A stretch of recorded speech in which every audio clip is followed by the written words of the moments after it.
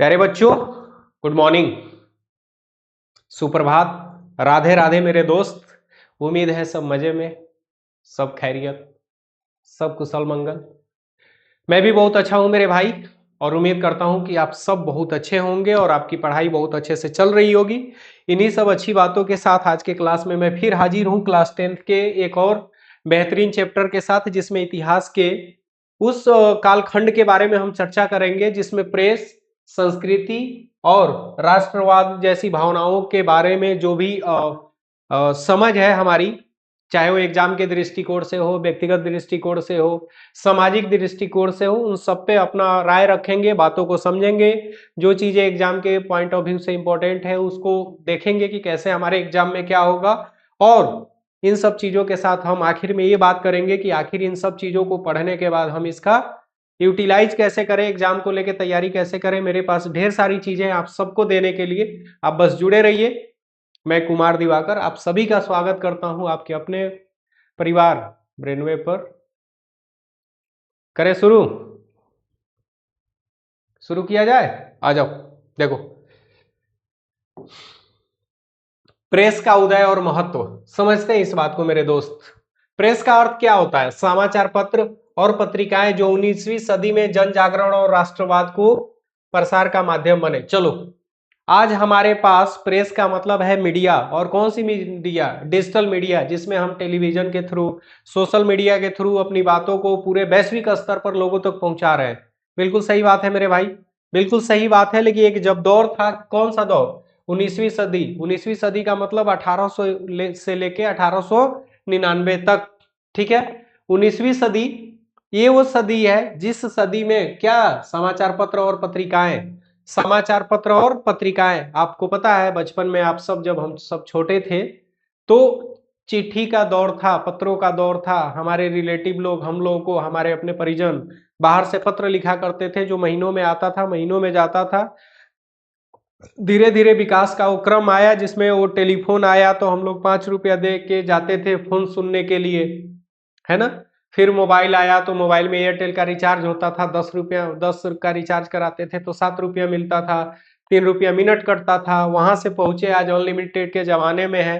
तो ये क्रमिक विकास को आप खुद के जीवन में अनुभव कर सकते हो। लेकिन उसके साथ मेरे दोस्त, ये वो दौर था कि प्रेस की एक बहुत ही अग्रणी भूमिका रही थी अपने देश में।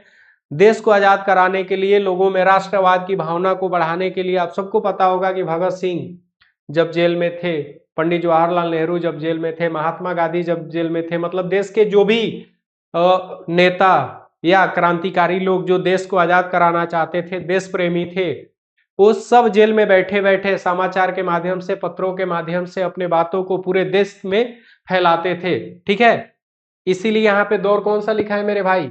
19वीं शताब्दी, 19वीं शताब्दी। ठीक है ना, आ जाओ। प्रसार का माध्यम, ठीक है, प्रमुख क्या है? समाचार पत्र पत्रिका, उसके संस्थापक या संपादक, वर्ष और उसका महत्व। यहाँ पे ये डेटा आप सबके एग्जाम के लिए अत्यंत महत्वपूर्ण डेटा है। देखो, अमृत बाजार पत्रिका, शिशिर कुमार घोष लेखक या संपादक, 1868। ब्रिटिश नीतियों की आलोचना, प्रेस अधिनियम का विरोध। प्रेस अधिनियम क्या था बाबू? प्रेस अधिनियम ये था कि हमारी सारी आजादी छीन ली गई थी प्रेस एक्ट के तहत, कि हमको अपने मुखर होके सरकार के नीतियों का आलोचना नहीं करना है। उसके विरोध में इन्होंने क्या लिखा था? अमृत बाजार पत्रिका। किसने लिखा था? शिशिर कुमार घोष ने। कब लिखा था बाबू? 1868 ईस्वी में। कब लिखा था? 1868 में। अगला है केसरी, लेखक कौन? बाल गंगाधर तिलक। कब? 1881। मराठी में राष्ट्रवादी विचारों का प्रसार। मैंने अभी बताया ना कि आज आपके पास सोशल मीडिया प्लेटफॉर्म है अपने बातों को दुनिया तक पहुंचाने के लिए। पहले ये नहीं था मेरे भाई। जब पहले नहीं था तो उस समय ऑप्शन क्या था? समाचार पत्र पत्रिकाएं, मैगजीन जो साप्ताहिक या मासिक होती है, ठीक है ना। तो दो पढ़ लिए हम लोग, अमृत बाजार पत्रिका, दूसरा केसरी। शिशिर कुमार घोष 1868, बाल गंगाधर तिलक 1881। ठीक है। Hindu Patriot, Girish Chandra Ghosh 1861। Indian Mirror, Debendranath Tagore 1861। Al Hilal, Abul Kalam Azad 1912। ठीक है। और इन सब का उद्देश्य क्या था? सामाजिक सुधार और ब्रिटिश विरोध। सामाजिक सुधारों पर जोर, मुस्लिम समुदाय में राष्ट्रवाद का प्रसार। देखो, हिंदू मुस्लिम एकता की बात हम लोग पढ़ते हैं। बंगाल विभाजन 1906 में सिर्फ इसलिए हुआ क्योंकि हिंदू और मुस्लिम की एकता अंग्रेजों के लिए खतरनाक साबित हो रही थी। इनके एकता के भावना को ब्रेक करने के लिए मुस्लिम लीग की स्थापना करवाना, बंगाल का विभाजन करना, ठीक है, ये सारी घटनाएं हुई। तो ये जितने भी आप यहाँ पे समाचार पत्र या पत्रिका के बारे में आप पढ़ रहे हैं, इन सब का उद्देश्य एक ही था कि ब्रिटिश के नीतियों का आलोचना करना और देश में राष्ट्रवादी गतिविधियों को बढ़ावा देना। मेरी बातें स्पष्ट है बाबू? यहाँ पे डेटा है, ये डेटा में आपको उसके संस्थापक या संपादक और उनके वर्ष, जिस वर्ष वो क्या हुए, संपादित हुए, वो आपको एक ही जगह सारे डेटा है। आपको टेंशन लेने की जरूरत नहीं है। 2-3 बार आप इसका स्क्रीनशॉट ले लो या फिर आप इसको अपने हैंड से एक बार लिख लो इंपॉर्टेंट पॉइंट के तौर पे, बस आपके दिमाग में बैठ जाएगा। ऑब्जेक्टिव सब्जेक्टिव जहां भी आए उड़ा देना। उड़ा दोगे ना? उड़ाना ही पड़ेगा। आ जाओ, देखो, वर्नाकुलर प्रेस एक्ट 1878। भाई इस एक्ट की खासियत क्या थी? इस एक्ट की खासियत क्या थी? खासियत ये थी कि लॉर्ड लिटन द्वारा लागू भारतीय भाषाओं के समाचार पत्रों पर सेंसरशिप मतलब रोक, ठीक है, इसका व्यापक विरोध हुआ, जिसने राष्ट्रवादी भावना को मजबूत किया। कैसे मजबूत किया मेरे भाई? एक बात बताओ, एक बहुत सिंपल सी बात समझो। आप जब घर में किसी काम को करने जाते हो और घर वाले मना करते हैं तो काम करने की इच्छा और प्रबल हो जाती है नहीं हो जाती? बताओ, हो जाती है ना भाई? जैसे आपको गेम खेलने जाना है, धूप हुआ है, बाप ने मना किया, नहीं नहीं जाना है, अंदर से एकदम बेचैनी, कैसे बाप से पीछा छोड़ा के उस लू में गायब, धूप में जाके मजे से खेल रहे हो, और वही काम अगर माता जी ने बोल दिया कि सिलेंडर खत्म है, जाओ लेके आओ, उस धूप में तुम काले हो जाओगे। बात समझ आ रही है नहीं आ रही है? मतलब जिस चीज के लिए रोका जाता है वो काम करना है हमें, और जो चीजें मना करी जाती है, मतलब जो चीजें बोली जाती है करने के लिए, वो नहीं करना है। तो सीधी सी बात, ये सारी चीजें, वर्नाकुलर प्रेस एक्ट का मतलब ही था कि सेंसरशिप के द्वारा भारत के जो समाचार पत्र है क्षेत्रीय भाषा में, अलग अलग भाषाओं में जो लोगों में राष्ट्रवाद की भावना जगा रही है, उस भावना को खत्म करने के लिए मेरे भाई, उस भावना को खत्म करने के लिए एक एक्ट आया, उसे वर्नाकुलर प्रेस एक्ट के नाम से जाना जाता है। और कौन लाया था? लॉर्ड लिटन। इन लोगों को बोलना अपने आप में बहुत गलत बात है। लॉर्ड क्यों बोलो? लॉर्ड काटो, लॉर्ड का लिए लिटन बोलो। लिटन ने लाया था। वो उसने समाचार पत्रों पे क्या किया? सेंसरशिप लगाया, और इसका परिणाम ये हुआ कि इसका जबरदस्त विरोध हुआ, क्योंकि वो रोकना चाहता था, और जितना रोकना चाहता था, इससे राष्ट्रवादी भावना और तेजी से क्या हो गई? फैलने लगी। मजा आ रहा है? बातें समझ में आ रही है? आगे आ जाओ। इल्बर्ट बिल विवाद 1883, 1878, 1883। क्या था भाई इस बिल में? यहां भी लॉर्ड नहीं पढ़ेंगे हम लोग। रिपन का बिल जो भारतीय मजिस्ट्रेटों को यूरोपीय लोगों पर मुकदमा चलाने का अधिकार देता था, प्रेस ने इसका समर्थन किया, जिससे राष्ट्रीय चेतना बढ़ी। इल्बर्ट बिल विवाद ये था जिसमें रिपन का एक बिल था जो भारतीय मजिस्ट्रेटों को यूरोपीय लोगों पर मुकदमा चलाने का अधिकार देता था। प्रेस ने इसका समर्थन किया, जिससे राष्ट्रीय चेतना क्या हो गई? बढ़ने लगी, राष्ट्रवाद की भावना बढ़ने लगी। ठीक है, प्रभाव क्या है इसका? प्रेसों ने ब्रिटिश शोषण, आर्थिक सामाजिक, एक और चीज यहां लिख लो, राजनीतिक, आर्थिक सामाजिक और राजनीतिक शोषण तो तीनों तरीके से हो रहा था, का खुलासा किया। भारतीय राष्ट्रीय कांग्रेस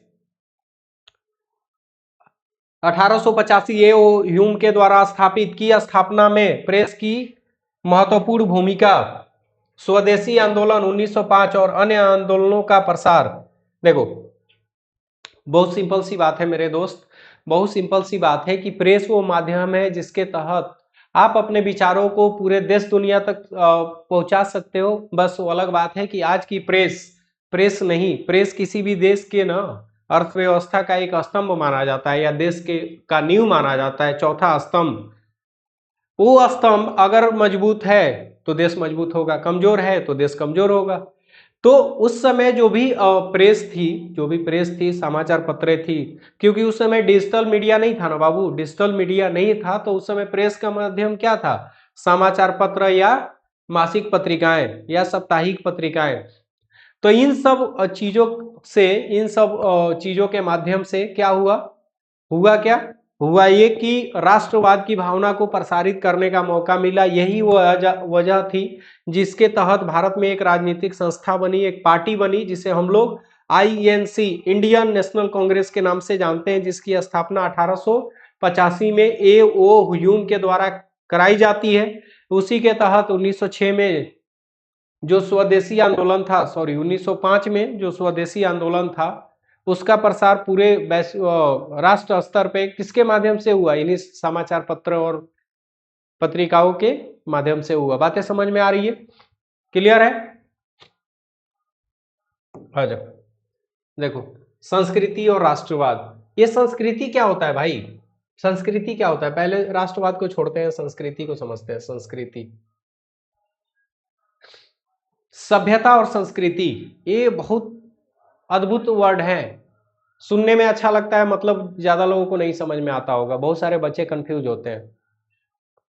संस्कृति का मतलब होता है ना किसी भौगोलिक क्षेत्र में रहने वाले लोगों की अपनी पहचान, और सभ्यता का मतलब होता है किसी क्षेत्र में रहने वाले लोगों की रहन सहन, खान पान, बोली चाली, उनका भाषा, ये उनकी सभ्यता। जैसे सिंपल भाषा में आप सुनते हो कि गांव में कोई किसी को बोलता है कि फलानवा का परिवार बड़ा सभ्य है, वो लोग बड़े असभ्य हैं। तो ये सभ्य असभ्य की कहानी जो है वो इतनी ही है मेरे भाई, वो इतनी है कि सभ्य होने का मतलब ये होता है कि आपके अंदर एक अच्छा आचरण है, आपका पहनावा अच्छा है, आपका खान पान अच्छा है, आपकी बोली विचार अच्छा है, आप एक आदर्शवादी व्यक्ति हैं, मतलब आप क्या है, सभ्य है। और जब आप सभ्य होंगे तो आपकी एक संस्कृति होगी, एक पहचान होगी। तो सभ्यता से संस्कृति का निर्माण होता है। और बात किसकी हो रही है, संस्कृति और राष्ट्रवाद की। तो भारत की अपनी संस्कृति की जब हम बात करते हैं तो भारत की संस्कृति का सबसे पहला एक जो लाइन है, अतिथि देवो भव। ये जो लाइन है मेरे भाई, अतिथि देवो भव, यही लाइन अंग्रेजों को भारत में क्या बना दिया, भारत का राजा बना दिया। क्योंकि हम भारतवासी किसी भी परदेशी को, किसी भी मेहमान को क्या मानते हैं, अतिथि को हम देवतुल्य मानते थे। आज देवतुल्य, आज तो पैसा डिसाइड करता है कि तुम किस लायक हो, नहीं करता है क्या? अगर घर पे कोई फॉर्च्यूनर से आया, इनोवा से आया, है ना, किसी ढंग के गाड़ी से आया और बढ़िया सा मिठाई गिफ्ट वगैरह लेके आया, तो देखो उसके खाने में एकदम बेहतरीन चीजें उपलब्ध कराई जाएगी ना बाबू। लेकिन अगर वहीं पे कोई दिल से रिश्ता निभाने वाला बेचारा गरीब आदमी साइकिल से पहुंचा, तो उसके स्वागत में हमारे नजरें, हमारे चेहरे के एक्सप्रेशन, हमारी भावनाएं तुरंत बदल जाती है। आप इस चीज को आज बहुत आसानी से अनुभव कर सकते हो। पहले जब इतना आधुनिक जमाना नहीं था, आधुनिकता नहीं था, सोशल मीडिया नहीं था, हम इतने एडवांस नहीं हुए थे, तब लोगों के बीच आपसी प्रेम और सौहार्द को आप बहुत मजे से देख सकते थे। लेकिन मेरे दोस्त, आज उस दौर में हम हैं जहां पे रिश्ते सिर्फ पैसों के नींव पे टिके हुए हैं। रिश्ते सिर्फ पैसों के नींव पे टिके हैं। अगर आप पैसे वाले हैं तो आपका खूब इज्जत है, चाहे समाज में कह लो, चाहे परिवार में कह लो। अगर वो नहीं है तो फिर आपकी सामाजिक और पारिवारिक हैसियत दोनों टाई टाई फिश। ठीक है, देखो संस्कृति और राष्ट्रवाद में पहले सांस्कृतिक जागरण के बारे में पढ़ते हैं। पश्चिमी शिक्षा और विचारों से भारतीय संस्कृति का पुनरुत्थान। अब पुनरुत्थान का मतलब समझो, ये पुनरुत्थान हमारे लिए गुलामी की एक बंदी से बन के आई। कैसे समझते हैं थोड़ा। एक बात बताओ, भारत के लोगों का जीवन कैसा था? सादा जीवन, उच्च विचार। बहुत सिंपल बात, बहुत सिंपल बात, सादा जीवन, उच्च विचार, सही था? यही था, बिल्कुल ठीक है। अब जब अंग्रेज भारत आए तो उनका जीवन सादा नहीं था, विचार ऊंचे नहीं थे, मतलब उनकी संस्कृति हमारे संस्कृति से क्या था, बिल्कुल अलग। तो भाई जब आपके साथ कोई नया व्यक्ति जोड़ता है और उसका पूरा का पूरा क्या, उसके पूरे के पूरे जीवन का, उसका लाइफ स्टाइल एकदम आपसे अलग है, तो उसका जीवन कैसा होगा, उसका जीवन कैसा होगा, आपसे अलग होगा। और जो उसका जीवन आपसे अलग होगा तो वो आप पे प्रभाव डालेगा। क्योंकि आपका उस पर प्रभाव नहीं पड़ेगा, क्योंकि वो अपने आप को आपसे बेहतर समझता है और आप पहले से ही अपने आप को उससे छोटा मान लिए हो। तो आपका प्रभाव उस पर तो कम से कम नहीं पड़ेगा, लेकिन उसका प्रभाव आप पे बहुत बेहतर ढंग से पड़ रहा होगा, बहुत बेहतर ढंग से पड़ रहा होगा। और इसका परिणाम क्या होगा मेरे भाई? इसका परिणाम ये होगा कि आप उसके चीजों को अपनाना शुरू करोगे और उसके चीजों को अपनाने के लिए आप वो सब चीज करना शुरू कर दोगे जो आप कभी करना नहीं चाहते थे। क्या ये बात सच नहीं है? क्या ये चीजें नहीं हुई अपने देशवासियों के साथ? मेरे भाई खूब इज्जत से हुआ और उसी का परिणाम है कि हम लोग उपनिवेश बने, हम लोग गुलाम बने और ऐसे गुलाम बने कि लगभग 200 सालों तक गुलाम रहे। क्योंकि उनका लाइफ स्टाइल क्या था? हम लोग आंगन में खाना बनाते थे, जमीन पे बैठ के खाते थे, मिट्टी के बर्तन में खाना बनता था, मतलब एकदम प्रकृति पूजक थे। आधुनिकता भौतिकवाद से हम बहुत दूर थे। वो लोग क्या थे? टेबल पे बैठ के खाना खाना, चम्मच से खाना खाते थे, एडवांसनेस का युग था। वो लोग फिटिंग कपड़ा पहनते थे, हमारे यहाँ ढीला ढीला धोती कुर्ता पहनने का रिवाज था। तो उनकी जो अपनी संस्कृति थी, वो संस्कृति हमारे संस्कृति पे क्या हो गई? भारी पड़ने लगी। और जब भारी पड़ने लगी तो हम उसको अपनाए बिना रह नहीं सकते थे, और उसको अपनाने के लिए हम अपने आप को उनसे छोटा महसूस करने लगे। तो जब सामने वाले को आप खुद बड़ा होने का एहसास दिला रहे हो तो आप क्यों ना छोटा तो बनोगे ही ना। छोटा जब आप खुद ही मान लिए हो तो सामने वाला क्यों आपको बड़ा माने? और यही बड़े छोटे का जो फर्क हम लोगों ने खुद पैदा किया, अंग्रेजों ने हमें अपना गुलाम बनाया और उसका प्रभाव आप आज भारत में देख रहे हो।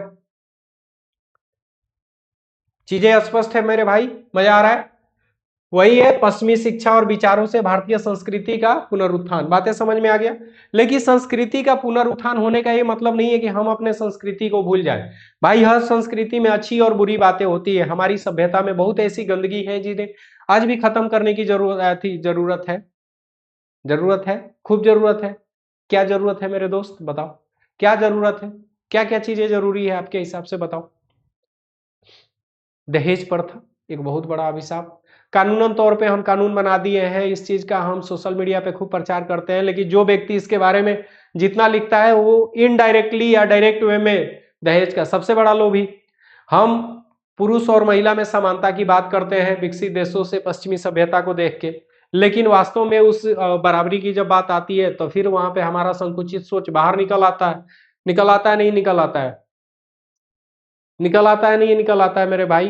निकल आता है। बातें समझ आ रही है? इसी के साथ समाज में और भी ऐसी बुराई है, हमारे संस्कृति की ऐसी बहुत सारी बुराई है जिससे आज भी निकलने की बहुत जरूरत है। आज भी हमारे समाज में छुआछूत भेदभाव जैसी बुराइयां मौजूद है जिससे बाहर निकलने की जरूरत है कि नहीं? वैसे ही पश्चिमी सभ्यता को अगर हम अपनाएं तो पश्चिमी सभ्यता को अपनाने का मतलब ये कतई नहीं है कि हम अपने सभ्यता का गला घोट दें। भाई अगर हमसे बेहतर उनमें कुछ है जिससे हमारी जीवन आसान हो सकती है, हम अपने आप को दुनिया के सामने एक अलग रूप में पेश कर सकते हैं, उसके लिए जो कमी है वो चीजें उनसे अपना लो। बहुत अच्छी बात है, लेकिन उस दिखावे के चलते आप अपने संस्कृति को भूल जाओ।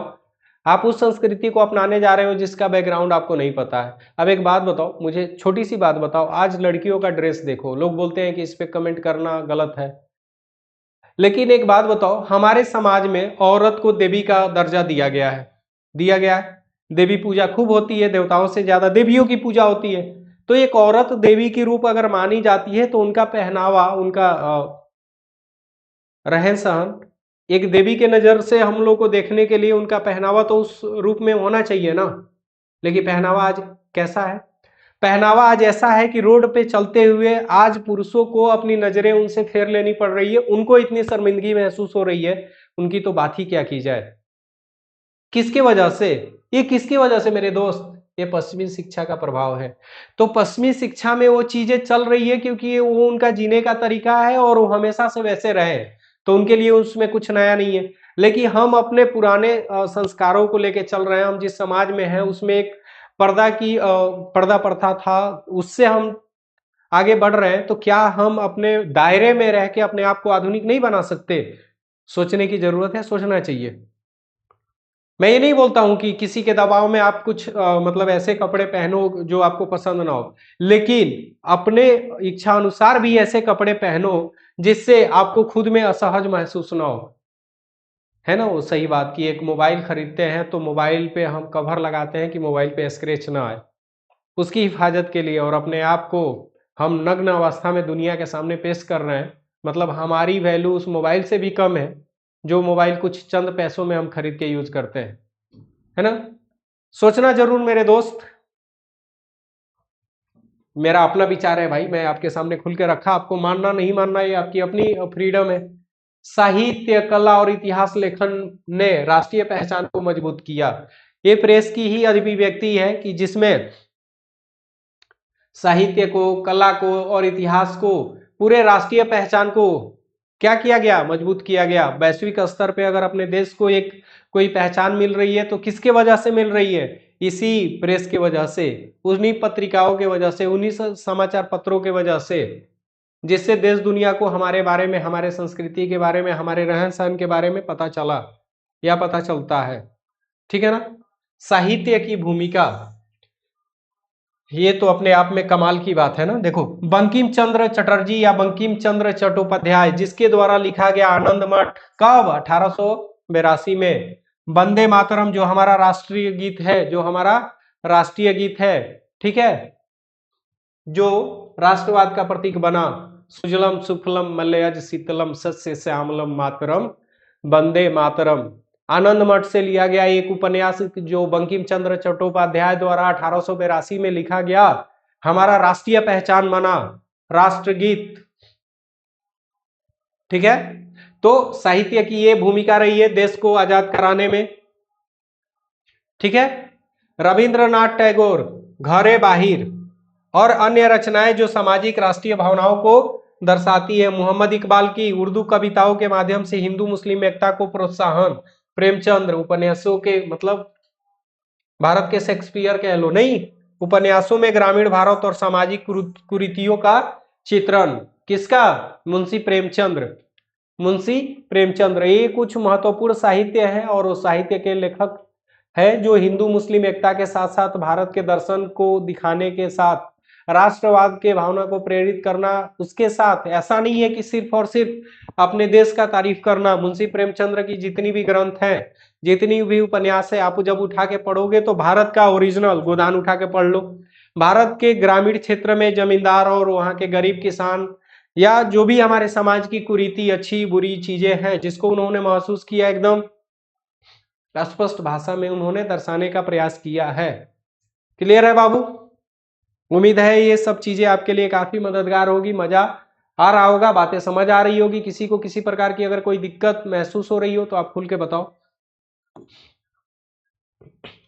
कला और लोक संस्कृति, कला और लोक संस्कृति। देखो, चित्रकला, राजा रवि वर्मा ने पौराणिक चित्र बनाए जो मुद्रण द्वारा जन जन तक पहुंचे। किसके द्वारा, राजा रवि वर्मा द्वारा। क्या बनाया गया, पौराणिक चित्र। पौराणिक चित्र का मतलब क्या, जिससे हमारी सभ्यता संस्कृति की पहचान है, जिससे हमारी सभ्यता संस्कृति की पहचान है, जो मुद्रण द्वारा, मुद्रण मतलब सिक्कों द्वारा लोगों तक पहुंचाया गया। ठीक है बाबू। लोकगीत और नाटक, स्वदेशी आंदोलन में भारत माता के चित्र और गीत लोकप्रिय हुए।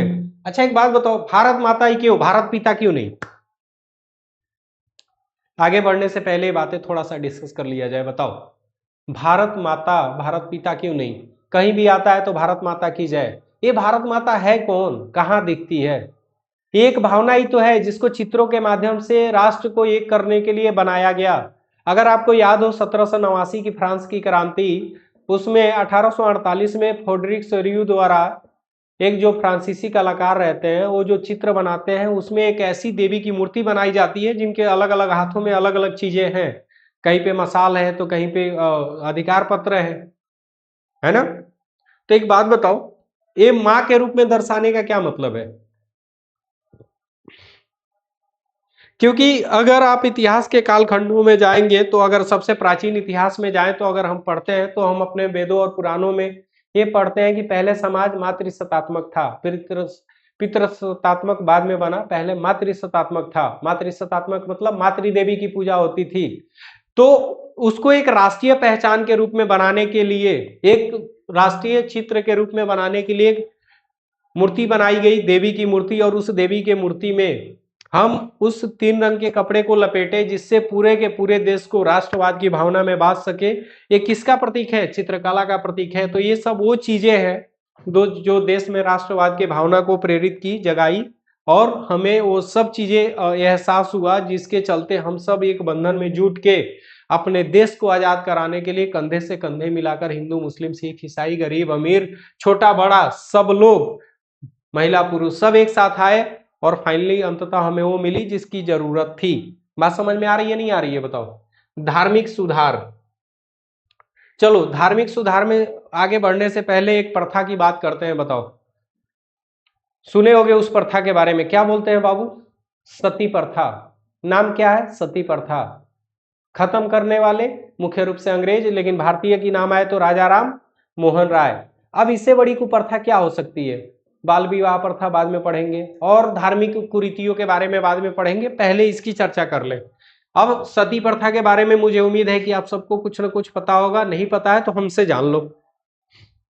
सती प्रथा की कहानी ये है मेरे बाबू कि सती प्रथा एक ऐसी प्रथा थी जिसमें किसी पत्नी का पति वो शादी के 1 साल बाद ही क्यों न मर जाए, अगर वो मर जाता था तो उस महिला को पूरी तरह से श्रृंगार करके एक दुल्हन की तरह तैयार किया जाता था।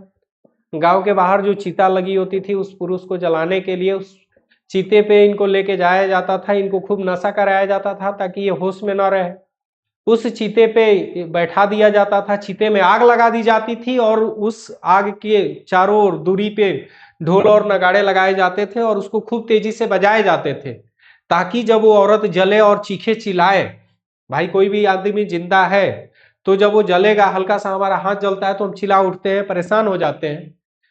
तो जहां पूरा शरीर होशो हवास में जले तो दर्द बहुत होगा, दर्द होगा तो आदमी चिल्लाएगा, चीखेगा, तो उसकी चीख गांव तक ना पहुंचे, उस चीख को दबाने के लिए वहां पे बड़े बड़े ढोल और नगाड़े लगाए जाते थे। ये हमारे संस्कृति का वो हिस्सा है। तो ऐसा नहीं है कि हमारी संस्कृति हर फील्ड में बहुत अच्छी है, कुछ कुरीतियां हैं जिसको आज खत्म किया जा रहा है। अभी ये चीजें लगभग थोड़ी बहुत राजस्थान में इसकी झलक देखने को मिलती थी, उसको भी खत्म किया जा रहा है, इस पे सख्त कानून बना है, ठीक है, और इसको खत्म होना ही चाहिए। इसको ऐसी हर कुरीति को खत्म होना चाहिए। तो सामाजिक कुरीति और धार्मिक कुरीति में आप सती प्रथा, बाल विवाह प्रथा, जातिवाद, है ना, इन सब चीजों को देख सकते हो। आर्य समाज, ब्रह्म समाज ने धार्मिक कुरीतियों जैसे जातिवाद, बाल विवाह का विरोध कर एकता को बढ़ावा दिया। किसको बढ़ावा दिया बाबू?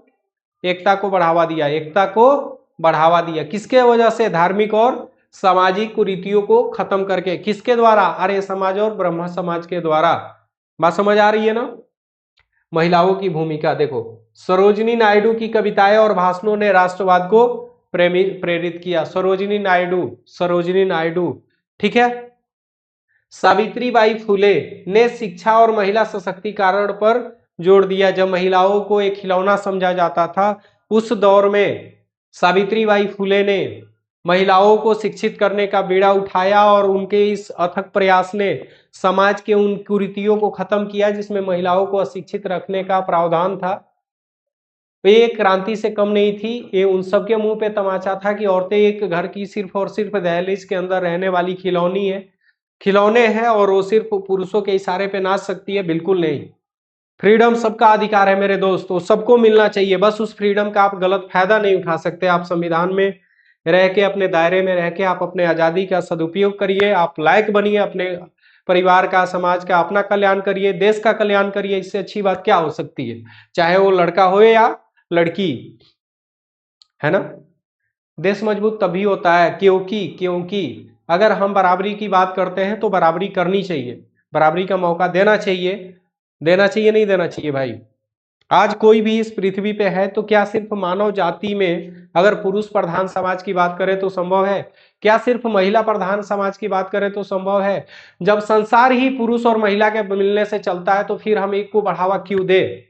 हाँ, वो अलग बात है कि आज के दौर में जो चीजें चल रही है वो कहीं से सही नहीं है, मैं इसका समर्थन बिल्कुल नहीं करता, लेकिन इसका असमर्थन भी नहीं करता कि महिलाओं को बराबरी का हक मिलना चाहिए, एकदम मिलना चाहिए। बात सही है ना? मजा आ रहा है? चीजें स्पष्ट हो रही है? किसी को किसी प्रकार की कोई दिक्कत, कोई उलझन, कोई समस्या? मुझे नहीं लगता है कि इसके बाद भी आपको किसी तरह की कोई समस्या, आपके मन में कोई संदेह वाली बात या कुछ भी ऐसी होगी जो आपको परेशान कर रही होगी। आगे देखते हैं। राष्ट्रवाद के विकास में प्रेस और संस्कृति की भूमिका, तब से तो वही पढ़ रहे हैं, फिर से थोड़ा सा रिवाइज कर ले बाबू। देखो, प्रेस ब्रिटिश नीतियों जैसे जमींदारी, कर, औद्योगिक शोषण की आलोचना। एक बात बताओ, ब्रिटिश नीति के बारे में मैंने अभी पढ़ाया ना। देखो, ब्रिटिश नीति का मतलब क्या, पूरे विश्व को ब्रिटिश वालों ने ये बताया कि भारत के लोग क्या है, असभ्य है, जंगली है, इनके कुछ ज्ञान नहीं है, इनको कुछ ज्ञान नहीं है। तो अगर हमें कुछ ज्ञान नहीं है किसी चीज का, हमें कोई जानकारी नहीं है, तो इस चीज का जानकारी देने के लिए, ज्ञान देने के लिए, दुनिया को बरगलाने के लिए ब्रिटेन ने अपने तरीके से हमें क्या बनाया, गंवार बताया, शिक्षित बताया, जंगली बताया।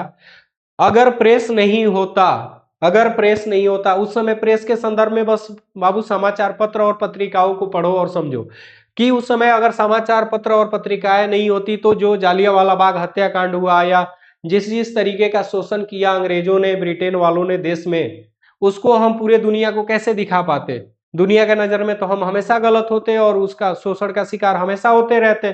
तो इतनी बड़ी भूमिका प्रेस की रही भारत को आजाद कराने में। उनकी कौन सी नीति थी, जमींदारी नीति, मतलब जमींदार यहाँ का, लेकिन उस जमींदार को कंट्रोल करने वाले कौन, ब्रिटेन। और उस ब्रिटेन की सेना के द्वारा उस जमींदार को जिम्मेदारी दी जाती थी कि आप अपने जमींदारी क्षेत्र से किसानों से ज्यादा कर वसूलोगे। मतलब हमें हमारे ही भागों देश में टुकड़े टुकड़े करके उन्होंने खूब जबरदस्त शासन किया। उनका पॉलिसी तो था मेरे भाई, फूट डालो शासन करो। औद्योगिक शोषण समझ में आया ना। औद्योगिक शोषण का मतलब क्या हुआ बाबू, औद्योगिक शोषण का मतलब हुआ कि जैसे कपास हो गया, रेशम हो गया, नील हो गया, इस कच्चे माल का भारत क्या था, निर्यातक था। किसको, ब्रिटेन को। वो भी किस दाम में, एकदम सस्ते दाम में। क्यों, क्योंकि भारत उपनिवेश था ना। और ये वही बाजार था जब अंग्रेज अपने प्रोडक्ट को उद्योगों में वहां पे इस कच्चे माल से पक्के माल के रूप में प्रोडक्ट बनाते थे, उत्पाद बना के लाके वापस कहाँ बेचते थे, इसी भारत में। लेकिन उनका तब जब वो आयात करते थे यहाँ पे तो भर भर के पैसा कमाते थे, मतलब डबल शोषण। बात समझ आ रही है ना, मजा आ रहा है, क्लियर है बातें। जालियांवाला बाग हत्याकांड 1919, 13 अप्रैल, है ना बाबू, 13 अप्रैल 1919। और रॉलेट एक्ट के खिलाफ जनमत तैयार किया किसने, प्रेस ने। वो जो हत्याकांड हुआ उसके बाद एक एक्ट आया जिसे रॉलेट एक्ट के नाम से जाना जाता है। इसे अंधा कानून भी कहा गया, क्योंकि संदेह के घेरे पे किसी को भी गिरफ्तार करके जेल में डाल दिया जाता था। तो वही वही एक्ट है जिसे रॉलेट एक्ट के नाम से जाना जाता है। इसे अंधा कानून भी कहा गया, जिसे अंधा कानून भी कहा गया। असहयोग आंदोलन 1920 और सविनय अवज्ञा आंदोलन 1930 आंदोलनों को प्रचारित किया किसने, प्रेस ने। किसने बाबू, प्रेस ने। किसने बाबू, प्रेस ने। ठीक है, क्लियर है, क्लियर है। ये सब चीजें अभी तक मैं आपको बहुत मजे से समझा चुका हूं, थोड़ी सी बातें हैं आप देख लो। संस्कृति की बात कर लो। सांस्कृतिक प्रतीकों, भारत माता, वंदे मातरम ने जनता को एकजुट किया। संस्कृति का भी ये साहित्य को देखो। स्वदेशी आंदोलन में सांस्कृतिक बहिष्कार, विदेशी वस्त्र और शिक्षा को बढ़ावा। बढ़ावा किसको, स्वदेशी चीजों को। बहिष्कार किसका, विदेशी वस्त्र का, विदेशी शिक्षा का। किसके वजह से, किसके वजह से, संस्कृति के वजह से। धार्मिक और सामाजिक सुधारों ने हिंदू मुस्लिम एकता को प्रोत्साहित किया। बिल्कुल सही बात है। ये सब चीजें हम लोग मजे से चर्चा किए हैं, बहुत मजे से समझे हैं बाबू। किसी को कोई दिक्कत, कोई समस्या, कोई उलझन, कोई परेशानी? चलो आ जाओ। और इसका परिणाम क्या हुआ, प्रथम विश्व युद्ध 1914 से 18 के बाद राष्ट्रवादी भावनाएं तीव्र हुई। क्यों, क्योंकि भारतवासियों को उम्मीद था कि अगर हम विश्व युद्ध में अगर ब्रिटेन को मदद करते हैं तो उसके बदले में हमें कुछ मिलेगा, लेकिन मिलेगा कुछ नहीं। प्रेस और संस्कृति ने स्वतंत्रता संग्राम को व्यापक और जन आधारित बनाया। बिल्कुल, नहीं तो उस समय अगर कोई भी ऐसी चीज नहीं थी जिससे लोग अपने बातों को एक दूसरे क्षेत्रों में पहुंचा सके, तो कोई भी आंदोलन सफल नहीं हो पाता। शायद यही कारण था प्रेस की अभिव्यक्ति और प्रेस का उस समय व्यापक क्षेत्र नहीं होने के चलते 1857 की जो लड़ाई थी वो असफल हो गई। उसमें एक बहुत बड़ा योगदान इन सब चीजों का भी रहा। तो ये रहा आपका इतिहास का वो चैप्टर जिसमें हम लोगों ने प्रेस, संस्कृति और राष्ट्रवाद जैसी भावनाओं को, प्रेस, संस्कृति और राष्ट्रवाद जैसी भावनाओं को मेरे दोस्त एकदम मजे से डिस्कस किया, समझा, सारी बातों को स्पष्ट किया हम लोगों ने। इन्हीं सब अच्छी बातों के साथ इस चैप्टर को करते हैं समाप्त। हर चीज आपको बहुत मजे से समझ में आई होगी, पूरा का पूरा चैप्टर का निचोड़ मैंने अपने भाषा में समझाया। ये चैप्टर आपके मतलब हर एक एंगल से आपके एग्जाम के लिए अति महत्वपूर्ण साबित होने वाला है। क्यों? क्योंकि इसमें राष्ट्रवाद की भावना है ना। प्रेस की आजादी है, जो डेटा है वो डेटा वाइज हमने आपको अपडेट करा दिया। और बाबू इससे रिलेटेड जितनी भी चीजें हैं मजे से हम लोग करेंगे, बहुत मजे से करेंगे, इतना मजा से करेंगे कि मजा आ जाएगा। कैसे करेंगे? क्योंकि इसका अब हम क्वेश्चन आंसर सीरीज जब लेके आएंगे तो इस चैप्टर को अगर आपने वन शॉट में देख लिया है, इसके मुख्य निचोड़ जो एग्जाम के लिए महत्वपूर्ण बिंदु है उसको आपने पढ़ लिया है, तो जब आप क्वेश्चन करोगे तो कोई भी ऐसा चैप्टर आपके नजरों से अछूता नहीं रहेगा आपके लिए, है ना बाबू। चलो, उम्मीद है कि ये चैप्टर आप सबके लिए काफी हेल्पफुल रहा, मस्त मजे में समझ में आया। इन्हीं सब अच्छी बातों के साथ लेते हैं हम आपसे विदा, मिलते हैं अगले क्लास में इसी जोश और जुनून के साथ। बाय।